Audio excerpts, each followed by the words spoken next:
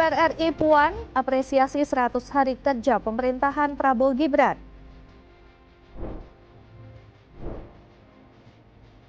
Penampakan 543 rumah pasca kebakaran di Kemayoran Gempol.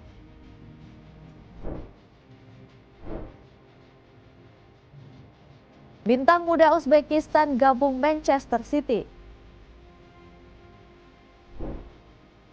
Halo, selamat pagi pemirsa setia Berita Nasional TV. Senang sekali Berita Nasional Pagi kembali hadir menyapa Anda. Selain 3 berita utama tadi, akan ada informasi lainnya dari dunia politik, ekonomi, hingga isu sosial yang sedang hangat diperbincangkan. Sama saya, Ajeng Tiara. Kita ke informasi yang pertama, pemirsa. Presiden Prabowo Subianto mendapat sambutan luar biasa saat berkunjung ke Sumedang, Jawa Barat. Ribuan warga termasuk para pelajar antusias menanti dan menyapa langsung Presiden Prabowo. Kehadiran Presiden Prabowo Subianto di Sumedang, Jawa Barat disambut antusiasme luar biasa oleh warga, termasuk para pelajar dari SD hingga SMA. Ribuan warga rela menunggu hingga 2 jam untuk menyambut kedatangan Prabowo. Dengan penuh semangat, mereka berlari mendekat untuk bertemu dan menyaksikan langsung Presiden RI. Para pelajar pun tampak gembira bisa bertemu dengan Presiden, mengungkapkan kebahagiaan mereka melalui senyum lebar dan sorak-sorai. Presiden Prabowo yang mengenakan seragam safari coklat, bertopi biru tua, dan berkacamata hitam, menyapa warga yang berada di lokasi. Ia juga menyempatkan menyalami anak-anak sekolah yang dengan tertib antri menanti kedatangannya. Meskipun harus menunggu, semangat anak-anak tak surut untuk bisa menyapa dan berjabat tangan dengan Presiden. Para pelajar berharap Prabowo dapat kembali berkunjung ke Sumedang agar mereka bisa bertemu dan berjabat tangan lagi. Ya, Ketua Komisi 4 DPR RI Siti Hediati Haryadi atau Titik Soeharto mempertanyakan keberadaan pagar laut sepanjang 30,16 km yang membentang dari Desa Muncung hingga Paku Haji, Tangerang, Banten.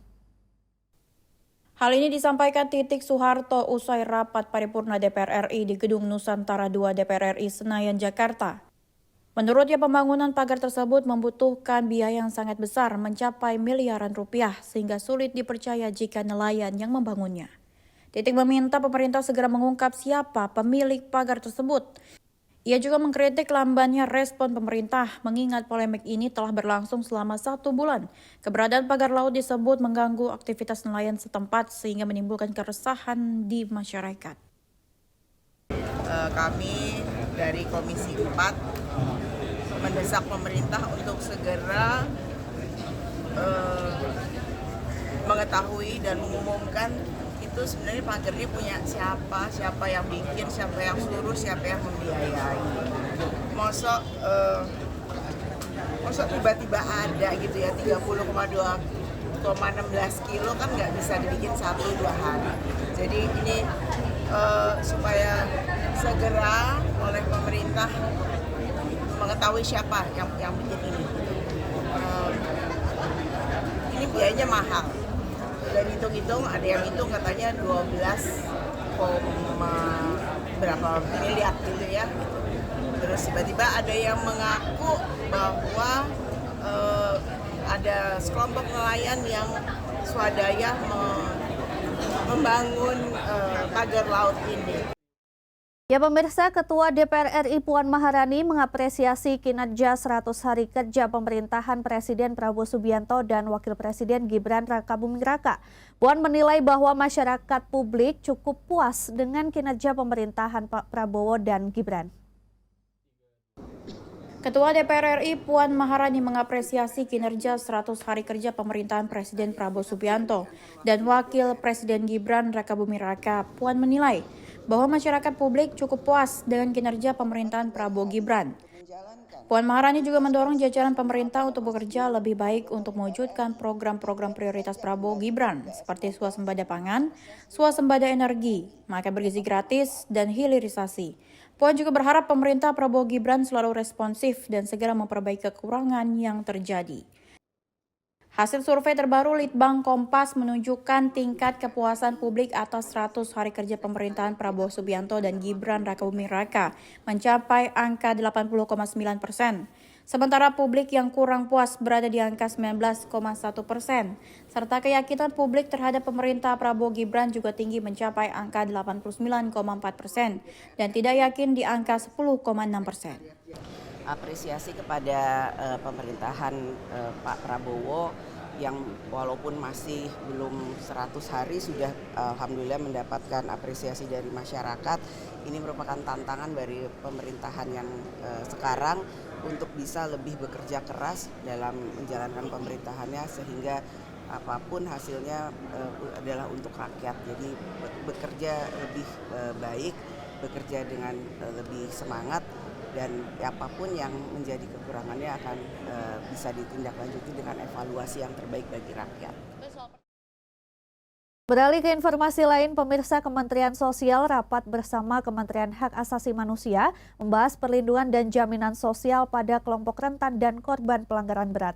Ada 27 kelompok yang harus diberikan perlindungan, penghormatan, dan pemenuhan kebutuhan oleh negara. Dalam pertemuan antar kementerian ini, Menteri Sosial Saifullah Yusuf dengan Menteri Hak Asasi Manusia Natalius Pigai pentingnya bersinergi bertujuan untuk memperkuat kolaborasi dalam program-program yang memiliki kesamaan termasuk pelanggaran HAM berat di masa lalu. Bantuan yang diberikan berupa perlindungan dan jaminan sosial yang disesuaikan oleh kelompok sasaran diantaranya hak-hak penyandang disabilitas, kaum perempuan, dan lainnya. Rombongan datang ke Kementerian HAM. Hari ini kembali kita bertemu tentu dalam rangka untuk kami khususnya Kementerian Sosial meminta masukan tentang berbagai program kami yang beririsan dengan Kementerian HAM. Terutama diantaranya soal pelanggaran berat masa lalu, kemudian juga bagaimana memenuhi hak-hak penyandang disabilitas, kaum perempuan, dan lain sebagainya. Hasil identifikasi dari Kementerian Sosial itu ada 12 ya Pak ya. Ada 12 kelompok, yaitu kelompok perempuan, ada juga kelompok masyarakat lokal atau adat dan lain. Setelah beberapa waktu lalu Pak Menteri Sosial memaparkan kepada kami ada ke-12 kelompok tersebut, dan Kementerian HAM telah melihat, mendiagnosis kembali dari ke-12 kelompok ini kami menemukan ada 27 kelompok yang harus disentuh oleh negara. Kelompok yang harus diberikan perlindungan, penghormatan, dan pemenuhan kebutuhan oleh negara kepada rakyatnya. Dari Jakarta, Anggada Agung, Berita Nasional TV. Ketua DPR RI Puan Maharani resmi membuka masa persidangan 2 tahun sidang 2024-2025 melalui rapat paripurna di Gedung Nusantara II Jakarta. Sidang paripurna ini juga menandai sebagai masa berakhirnya reses anggota Dewan. Informasi selengkapnya dilaporkan jurnalis Berita Nasional TV Syana Sairus dan juru kamera Ade Chandra.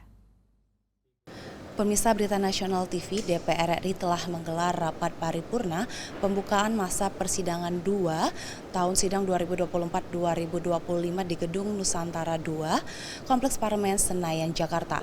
Pembukaan masa sidang tersebut menandakan bahwa masa reses dari anggota DPR RI telah berakhir, di mana para anggota Dewan telah melaksanakan reses, yakni mengunjungi daerah pemilihan masing-masing untuk mendengarkan aspirasi dari masyarakat.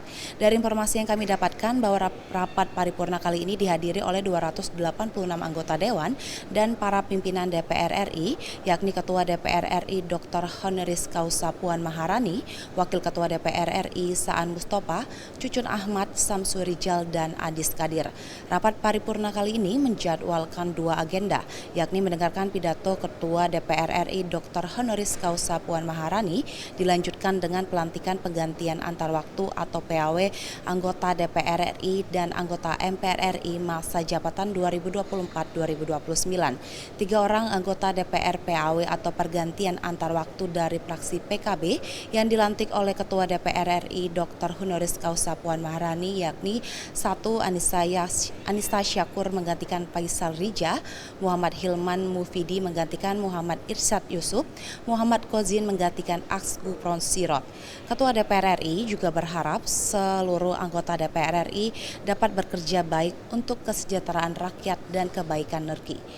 Demikian dari Jakarta, Sanas Kairus, Ade Chandra melaporkan untuk Berita Nasional TV. Ya, informasi berita lainnya akan kami sajikan usai jeda berikut ini. Tetaplah bersama kami di Berita Nasional Pagi.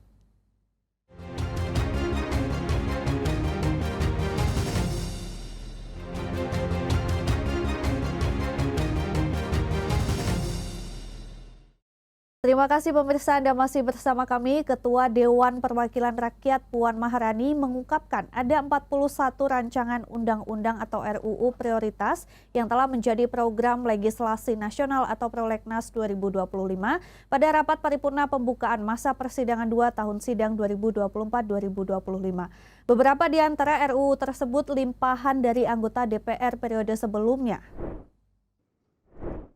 Ketua Dewan Perwakilan Rakyat Puan Maharani mengungkapkan terdapat 41 rancangan undang-undang RUU prioritas yang telah menjadi program legislasi nasional 2025 pada rapat paripurna pembukaan masa persidangan 2 tahun sidang 2024-2025. Beberapa di antara RUU tersebut adalah limpahan dari DPR periode sebelumnya.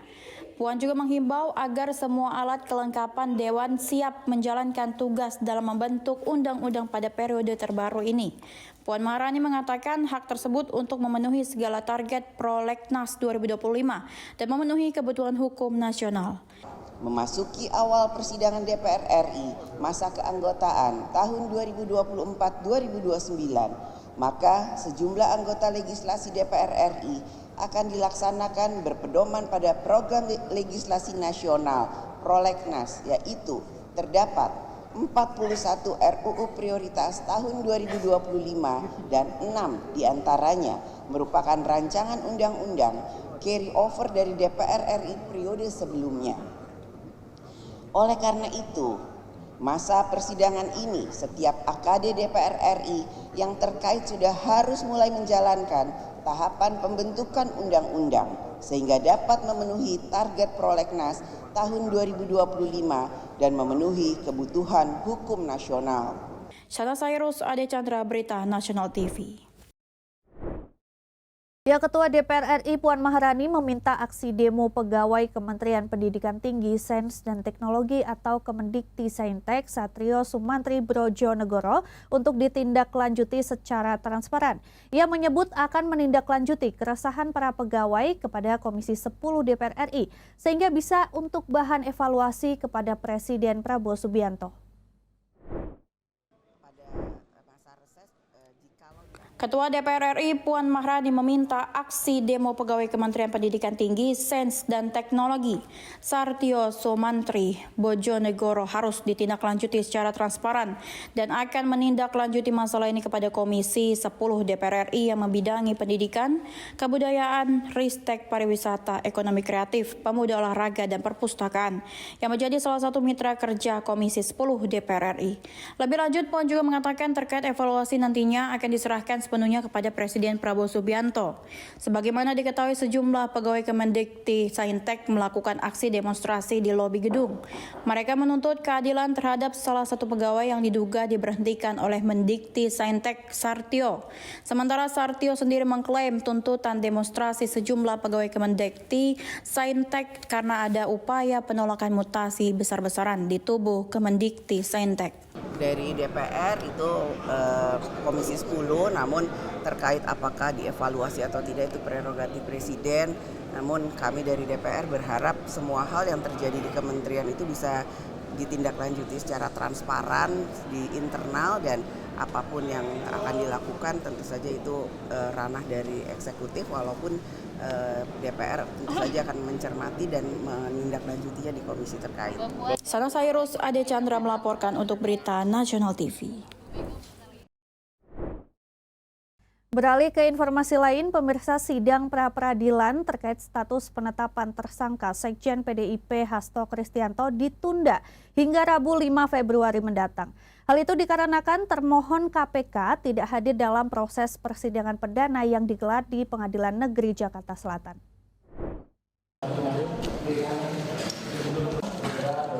Pengadilan Negeri Jakarta Selatan seharusnya menggelar sidang perdana pra-peradilan mengenai penetapan tersangka Sekjen PDI Perjuangan Hasto Kristianto oleh KPK pada Selasa hari ini. Namun sidang ditunda lantaran pihak KPK selaku termohon tidak hadir dalam persidangan perdana pra-peradilan. Menurut Hakim Tunggal Joyamto, pihak KPK telah menyampaikan surat secara resmi untuk meminta sidang pembacaan gugatan permohonan pra-peradilan ditunda. Menurutnya KPK semula meminta agar sidang ditunda selama 3 pekan, namun Hakim tak mengabulkannya. Sehingga Hakim hanya menunda sidang pra-peradilan ini paling lama hanya 2 pekan. Hakim pun menetapkan sidang pembacaan permohonan pra-peradilan itu bakal dilakukan pada Rabu 5 Februari mendatang. Termohon dipanggil oleh pengadilan berakhir pada hari ini. Silakan.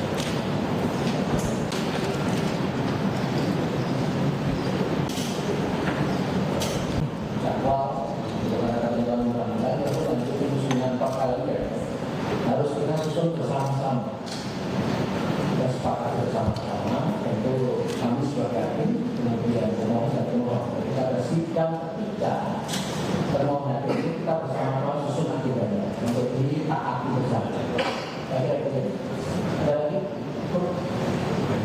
Baik, kemudian sidang perkara pra-peradilan nomor 5 kita tunda pada hari Rabu tanggal 5 Januari 2025 dengan agenda memanggil kembali pemohon pada hari ini belum hadir. Demikian sudah Pasangan calon Bupati dan Wakil Bupati Muara Enim, Sumatera Selatan gabungan Partai Gerindra dan PPP Nasrun Umar dan Lia Anggraini ajukan gugatan sengketa pemilihan Bupati Muara Enim 2024 ke Mahkamah Konstitusi. Tim hukum sebut adanya dugaan pemilih siluman, pemilih ganda, dan tanda tangan palsu. Pasangan calon Bupati dan Wakil Bupati Muara Enim, Sumatera Selatan, gabungan Partai Gerindra dan P3 Nasrun Umar dan Lia Anggraini ajukan gugatan sengketa pemilihan umum Bupati Muara Enim 2024. Dalam sidang perkara tersebut di Mahkamah Konstitusi, tim hukum pasangan Nasrun Umar, Lia Anggraini mengungkapkan fakta pemilih siluman, pemilih ganda dan bukti tanda tangan palsu dalam pemilihan Bupati Muara Enim yang berjalan pada 27 November lalu. Pengacara kondang Profesor O.C. Kaligis yang menjadi tim hukum mengatakan praktek kecurangan tersebut berlangsung masif di pemilihan Bupati Muara Enim. Dirinya menyebut pada banyak TPS ditemukan fakta pemilih siluman, misalnya pada TPS 06 di Kelurahan Tegal Rejo jumlah pemilih sebanyak 584 orang, padahal jumlah pemilih dalam DPT hanya 258 orang. Tim Liputan, Berita Nasional TV. Pemirsa, kebakaran hebat yang melanda kawasan pemukiman padat penduduk di Kemayoran Gempol, Jakarta Pusat mengakibatkan lebih dari 500 rumah permanen dan semi permanen ludes terbakar. Ganasnya amukan si jago merah membuat warga tak bisa menyelamatkan harta benda mereka. Seperti inilah penampakan sebuah pemukiman padat penduduk di Kemayoran Gempol, Kemayoran, Jakarta Pusat dari ketinggian pasca dilanda kebakaran dini hari tadi. Ratusan rumah permanen dan semi permanen hampir rata dengan tanah akibat ganasnya lumatan si jago merah. Data dari pihak pemerintah Kota Jakarta Pusat menyebut sebanyak 543 rumah yang dihuni lebih dari 1.000 jiwa telah hangus terbakar. Cepatnya api berkobar membuat warga tak mampu menyelamatkan harta benda mereka. Hingga kini pihak kepolisian masih melakukan penyelidikan guna memastikan penyebab kebakaran. Muhammad Heri Mustafa, Berita Nasional TV. Ya, informasi berita lainnya akan kami sajikan usai jeda berikut ini. Tetaplah bersama kami di Berita Nasional Pagi.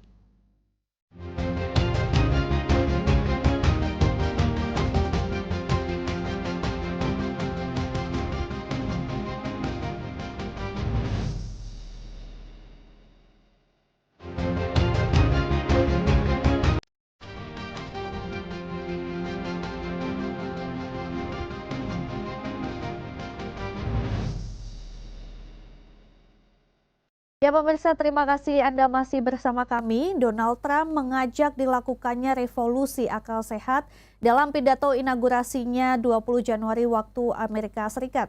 Pengambilan sumpahnya sebagai Presiden ke-47 menandai comeback politik bagi Trump setelah kalah Pilpres pada 2020. Selengkapnya dilaporkan tim VOA dari Washington DC.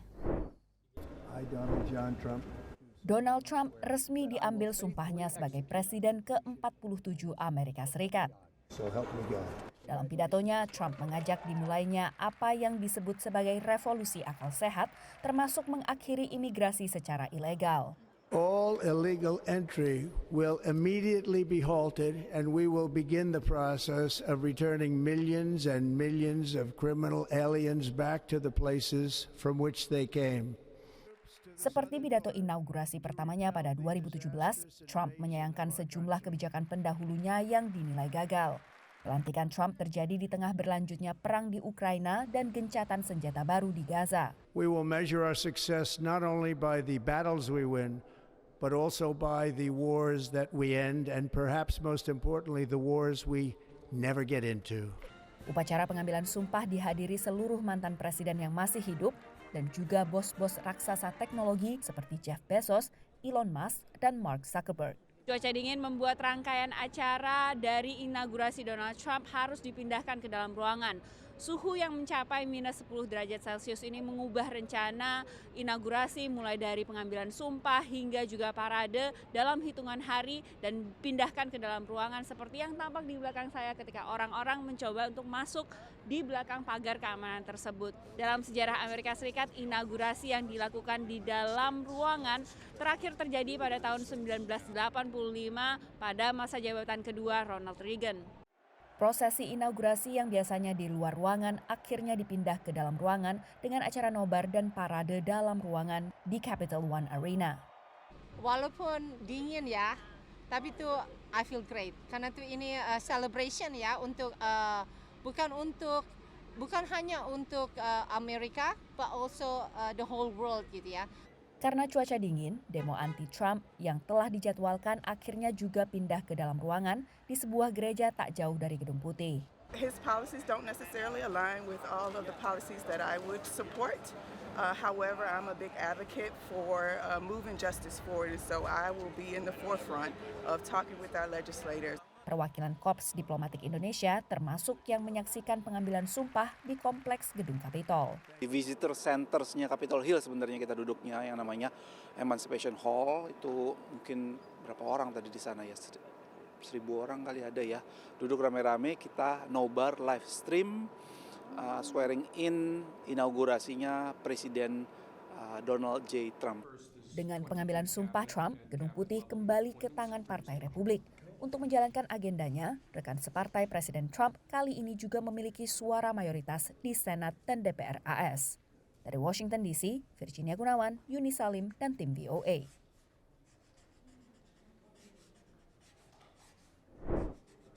Pemirsa, Berita Nasional TV resmi meluncurkan program talk show terbaru The Faris Naufal Show. Program andalan dengan konsep obrolan inspiratif dan segar ini tayang setiap Selasa malam. Talk show The Faris Naufal Show resmi diluncurkan oleh Berita Nasional TV pada Selasa 21 Januari 2025. Program dengan logo TFS yang menjadi salah satu program andalan Berita Nasional TV tayang setiap Selasa malam pukul 19.30 waktu Indonesia Barat untuk menemani masyarakat beristirahat.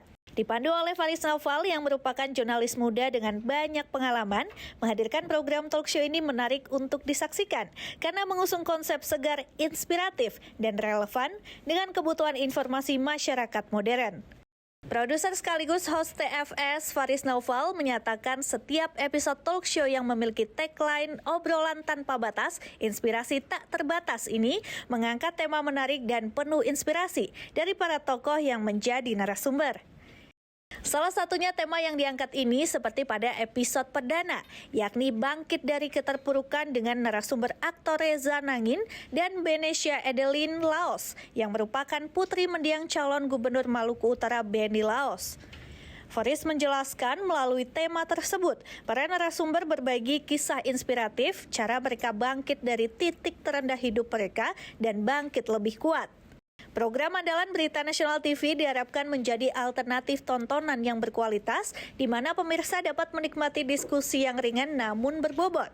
Dengan format yang interaktif dan gaya penyampaian yang dinamis, The Faris Novel Show diyakini mampu menarik perhatian berbagai kalangan, terutama generasi muda yang haus akan informasi yang kredibel dan relevan.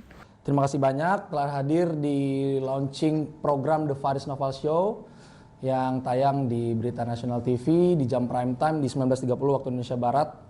Nantinya akan menjadi program andalan juga di Berita Nasional TV. 27 tahun ini, tepat di hari ini tanggal 21 Januari, saya mendapatkan kesempatan menjadi produser dan juga menjadi host di program talk show dengan nama saya sendiri, The Faris Novel Show, yang mana merupakan pencapaian yang sangat luar biasa bagi saya, dan juga terima kasih banyak juga untuk tim saya yang telah mensupport dari awal terbentuknya program ini sampai sekarang. Kita sudah memiliki banyak tappingan episode yang akan tayang di setiap hari Selasa pukul 19.30 waktu Indonesia Barat. Dan sebenarnya konsep kita adalah seperti di opening kita itu, ini adalah talk show dengan konsep yang elegan, lalu pembahasannya juga mendalam, namun pembawaannya itu ringan atau light. Jadi kita itu berada di tengah-tengah antara talk show ala jurnalis seperti mungkin Kick Andy, Mata Najwa, dan juga antara seperti Tonight Show atau talk show yang entertainment. Jadi kita berada di tengah-tengah di saat orang-orang merindukan kehadiran dari Tonight Show, lalu kehadiran dari acara-acara seperti Kick Andy, Mata Najwa, dan talk show yang dibuat oleh jurnalis. Nah, TFS ini berada di tengah-tengah dan hadir untuk masyarakat Indonesia. Pemirsa, informasi tadi sekaligus mengakhiri jumpa kita. Demikian Berita Nasional Pagi telah menemani Anda. Saya Jeng Tiara beserta kru yang bertugas pamit undur diri. Selamat pagi dan selamat beraktivitas.